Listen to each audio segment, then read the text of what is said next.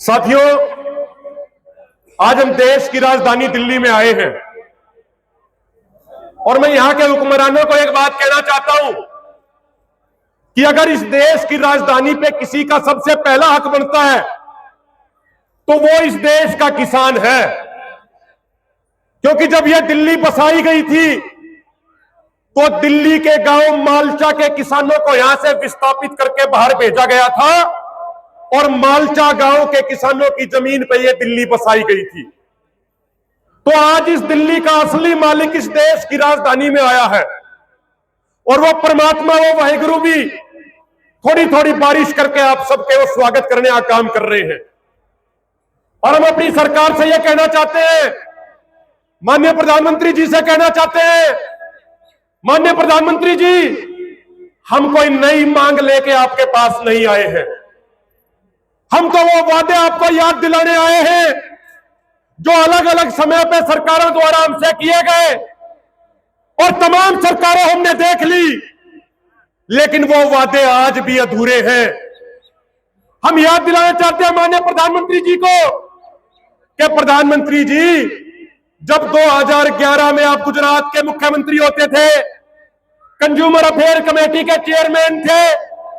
तो उस चेयरमैन होने के नाते आपने तत्कालीन प्रधानमंत्री डॉक्टर मनमोहन सिंह जी को चिट्ठी भेजी थी और उस चिट्ठी में कहा था कि खाली एमएसपी घोषित करने से कुछ नहीं होगा, इस देश के किसानों को एमएसपी की गारंटी दी जानी चाहिए थी। यह निवेदन, यह सिफारिश आपने 2011 में करी थी, लेकिन मोदी जी 2014 में आप प्रधानमंत्री बने, 2019 में दूसरी बार प्रधानमंत्री बने, 2024 में तीसरी बार प्रधानमंत्री बने, लेकिन हमारा दुर्भाग्य देखिए, समय की विडंबना देखिए कि जो सिफारिश 2011 में आपने स्वयं करी थी, प्रधानमंत्री बनने के बाद आप अपने खुद की सिफारिशों को भूल गए और ये किसान सड़कों पर बैठा है, आपको बार बार एमएसपी गारंटी कानून की याद दिला रहा है, लेकिन उसके बावजूद आप एमएसपी गारंटी कानून की बात नहीं कर रहे। प्रधानमंत्री जी, हम आपको बताना चाहते हैं, 2014 का जब लोकसभा चुनाव था और आप चुनाव प्रचार में लगे हुए थे, तो हजारीबाग की चुनावी सभा में आपने कहा था कि यदि आप प्रधानमंत्री बने तो इस देश के किसानों को C2+50% फार्मूले के अनुसार फसलों का एमएसपी देंगे। यूट्यूब पे आपका भाषण पड़ा है, लेकिन 2014 में आप जैसे ही प्रधानमंत्री बने, आप अपने उस वादे को भी भूल गए। आदरणीय सतनाम सिंह बहरू जी, जो हमारे बहुत सम्मानित किसान नेता है, इन्होंने सुप्रीम कोर्ट में केस डाला और सुप्रीम कोर्ट ने आपकी सरकार से पूछा कि भाई, जब आपने अपने मैनिफेस्टो में वादा किया था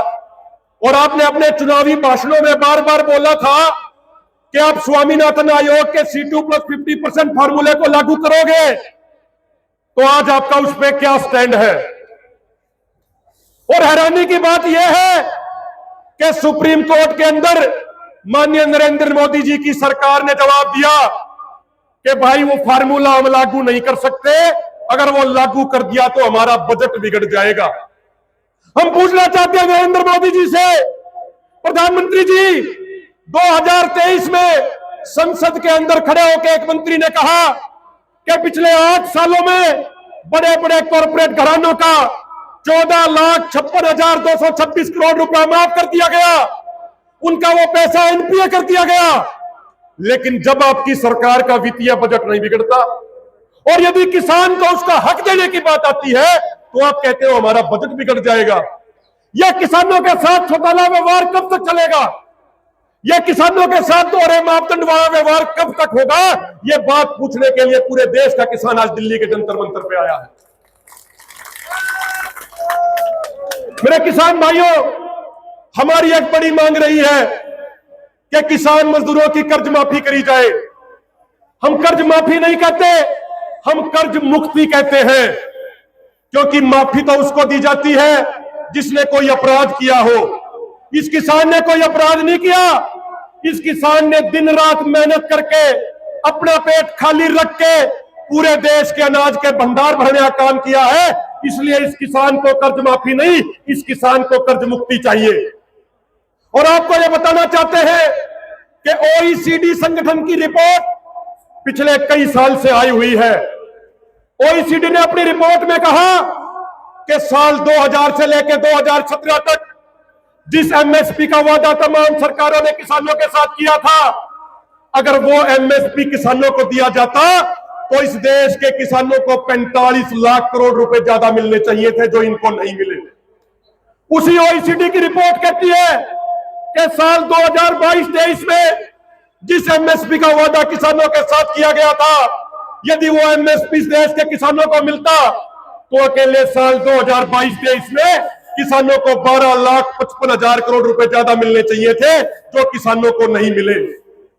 और अभी कुछ दिन पहले मैं पार्लियामेंट की एक डिबेट सुन रहा था।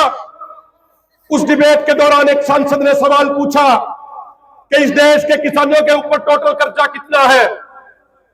तो संसद के अंदर मंत्री महोदय ने जवाब दिया कि अगर एग्रो बेस्ड इंडस्ट्रीज का कर्जा छोड़ दिया जाए तो इस देश के किसानों के ऊपर मात्र 15.5 लाख करोड़ रुपए का कर्जा बनता है। तो समझने की बात यह है साथियों कि सरकारों की गलत नीतियों से जो हमारे ऊपर कर्जा हुआ वो मात्र 15.5 लाख करोड़ रुपए का है, लेकिन एमएसपी हमें ना देने की वजह से जो इस देश के किसानों को नुकसान हुआ वो 2000 से लेकर 2017 तक 45 लाख करोड़ रुपए का है। आदरणीय जगजीत सिंह डल्लेवाल जी कई बार कहते हैं और मैं उन्हीं की बात को दोहरा रहा हूं, चाहे हमारे देश का वित्त मंत्री हो या कोई अधिकारीगण हो, आइए आप हमारे साथ टेबल पे बैठिए, टेबल पे बैठ के चर्चा कीजिए और उस चर्चा के दौरान हम आपके सामने ये साबित कर देंगे कि अगर जिस एमएसपी का वादा हमसे किया गया, अगर वो एमएसपी हमें मिला होता तो हमारी तरफ एक भी पैसा कर्जा नहीं बचता, बल्कि आपकी तरफ कम से कम 50 लाख करोड़ रुपया पिछले 25 साल में आपकी तरफ बकाया है। आप आइए बैठिए टेबल पे और करिए चर्चा। जिस तरीके से एमएसपी गारंटी कानून के मुद्दे पे एसकेएम नॉन पॉलिटिकल और केएमएम ने आंदोलन के तहत एक एक बात का सरकार को जवाब दिया, उसी तरीके से हम तमाम मुद्दों पे सरकार को जवाब देने के लिए तैयार है। सरकार बैठे एक बार, सरकार बात करे एक बार, और उसके बाद फैसला हो जाएगा कि किसान सही है या सरकार सही है। और मैं अंत में एक बात कहना चाहता हूं साथियों, पिछले 5-6 महीने से एक बात देख रहे हैं कि अमेरिका के राष्ट्रपति डोनाल्ड ट्रंप अलग अलग तरीके से अलग अलग हथकंडे अपना के हमारी सरकार का बाह मरोड़ने का प्रयास कर रहे हैं, लेकिन अब तक आप लोगों के दबाव की वजह से, आप लोगों के आंदोलन के डर की वजह से अब तक सरकार ने सही स्टैंड लिया हुआ है। अमेरिका चाहता है कि वो अपने खेती के उत्पाद, अपने डेयरी के उत्पाद, अपने पोल्ट्री के उत्पाद और अपने फिशरी के उत्पाद भारत भेजे, लेकिन हमारा यह कहना है कि अमेरिका का किसान है वो बिजनेस स्टाइल में खेती करता है, हमारे यहां का किसान एक जीवन यापन करने के तरीके से खेती करता है। अमेरिका के किसान को वहां की सरकार एक साल में 80 लाख रुपए की सब्सिडी देती है, हमारे यहां के किसान को डायरेक्ट इनडायरेक्ट जोड़ ली जाए तो मात्र 24,000 रुपए की सालाना सब्सिडी मिलती है। अमेरिका के अंदर वहां के सिर्फ 1% किसान खेती से जुड़े हुए हैं, वहां का एग्रीकल्चर सेक्टर पूरी जीडीपी का मात्र 0.92% बनाता है, लेकिन भारत के अंदर 42% लोग खेती से जुड़े हैं। भारत का खेती सेक्टर पूरी जीडीपी का 14.2% बनाता है, इसलिए भारत के किसान को और अमेरिका के किसान को कंपेयर नहीं करा जा सकता। इसलिए हमारी यह स्पष्ट मांग है कि अगर भारत और अमेरिका के बीच में कोई भी व्यापार समझौता होता है तो उस समझौते में भारत के खेती सेक्टर को, डेयरी सेक्टर को, पोल्ट्री सेक्टर को